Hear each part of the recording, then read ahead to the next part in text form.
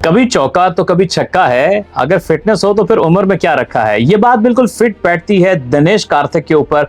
एक जबरदस्त wicket keeper batsman Bharat ने पैदा किया, a man of many talents. खबर ये है कि दिनेश कार्तिक पहले इंडियन प्लेयर बनने जा रहे हैं जो कि साउथ अफ्रीका के ऐसे T20 में शिरकत करेंगे एज अ प्लेयर, और इससे पहले इंडिया का कोई भी प्लेयर इस लीग में नहीं खेला है।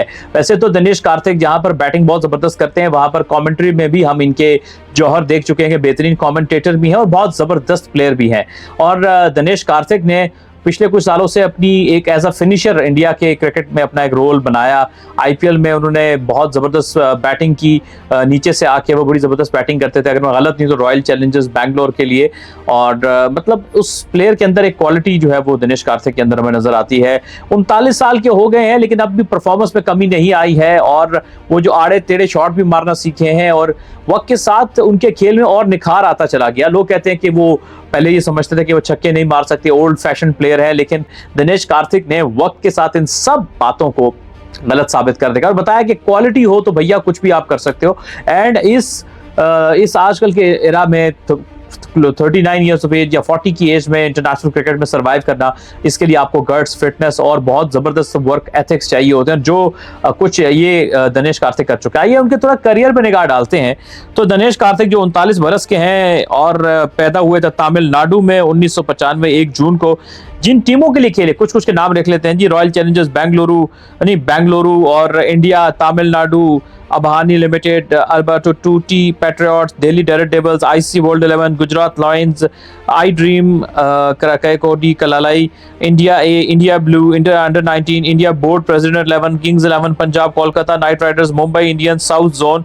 यानी इतनी टीमें, और माफ कीजिएगा अगर मैंने कोई नाम बीच में गलत पढ़ लिया हो। तो और करियर में अगर हम आंकड़े देखें तो 26 टेस्ट 1025 रन, ओडीआई में 1072 रन 94 ओडीआईज में। T20 में इनका रिकॉर्ड ज्यादा बेहतर है, 686 रन है, एवरेज 26 का है, लेकिन स्ट्राइक रेट 142.61, वेरी इंप्रेसिव। और फिर जो T20s हैं 401 T20s खेल रखे हैं और इनका यहाँ स्ट्राइक रेट 136 ऑलमोस्ट 137 का है। तो काफी शानदार करियर जो है वो दिनेश कार्तिक का हमें यहाँ देखने को मिल रहा है। ओवरऑल हम देखें तो 2004 में पहला इंटरनेशनल मैच खेला था इन्होंने, और 2022 में अब तक आखिरी इंटरनेशनल करियर का इन्होंने मैच खेला है। तो काफी बड़ा करियर है दिनेश कार्तिक का, विकेट कीपर बैट्समैन। और मुझे याद है कि इंग्लैंड के टूर पे, माइट भी इंडिया 2007 की बात हो, इन्होंने टेस्ट में उस टूर पे अच्छे रन किए थे दिनेश कार्तिक ने। तो क्वालिटी तो थी, इंटरनेशनल लेवल पे उस लेवल पे जाके शायद परफॉर्म ना कर सके हो जिसपे शायद वो आईपीएल में कर रहे थे, लेकिन उनका जो कमिटमेंट टू द गेम है वो देखने के लायक है। और इसमें सबसे इंपॉर्टेंट बात यह है कि भैया इंडिया के मेजर इन्वेस्टर्स हैं साउथ अफ्रीका T20 ऐसे T20 में, चूंकि इंडिया में बड़े बिजनेसमैन हैं और क्रिकेट वाले लोग बहुत पैसे वाले हैं, तो वो दुनिया की डिफरेंट लीग्स में आके इन्वेस्ट करते हैं। और ऐसे T20 का भी यही स्टेटस है कि वहाँ पे भी बहुत पैसा है, और शायद ये भी एक वजह है कि दिनेश कार्तिक वहाँ पर जाकर खेल रहे हैं। वो किस टीम से खेलेंगे ये भी बड़ा इंटरेस्टिंग होगा दिनेश कार्तिक का, लेकिन ये है कि उनके आने से डेफिनेटली लीग की क्वालिटी में भी फर्क आएगा, और जिस टीम के लिए खेलेंगे वहाँ पे बहुत सारे यंगस्टर को एक बड़े जबरदस्त बैट्समैन, एक बहुत एक्सपीरियंस प्लेयर से सीखने का मौका भी मिलेगा दिनेश कार्तिक से। और अब तक जो है वो एज के साथ, कई लोग कहते हैं इस एज में तो प्लेयर फारिग हो जाता है, इसको निकाल दो भैया, ये अब बस कमेंट्री करे, कोचिंग करे, ये इसके बस का बात नहीं है, इसकी टांगों में अब जान नहीं रही, ये भाग नहीं सकता, इसको तेज बॉलर खेलने में दिक्कत होती है, इसके रिफ्लेक्सेस स्लो हो गए हैं। ऐसा कुछ अब तक देखने को मिला नहीं है दिनेश कार्तिक के केस में, कि अब भी काफी अच्छे से वो लेंथ को भी पिक करते हैं, शॉट भी खेलते हैं, और जो उन्होंने अपनी शॉट की रेंज में इजाफा किया है कुछ सालों से, आड़े टेढ़े होके शॉटें मार लेते हैं, तो वो भी बहुत देखने के लायक है। तो बात यह है कि आई थिंक मिडिल ऑर्डर में या लोअर मिडिल ऑर्डर में एक तो ये होता है कि दो रोल्स उनको मिल सकते हैं। एक रोल का मिडिल ऑर्डर में आइए, एज एंकर कीजिए और गेम को बाद में फिनिश कीजिए, या फिर आए फिनिशिंग रोल में। और अच्छा, ये फिनिशर और टाइप के, ये उस तरह के नहीं कि हैवी मसल वाले फिनिशर होंगे आके बड़े जोरदार छक्के मारेंगे।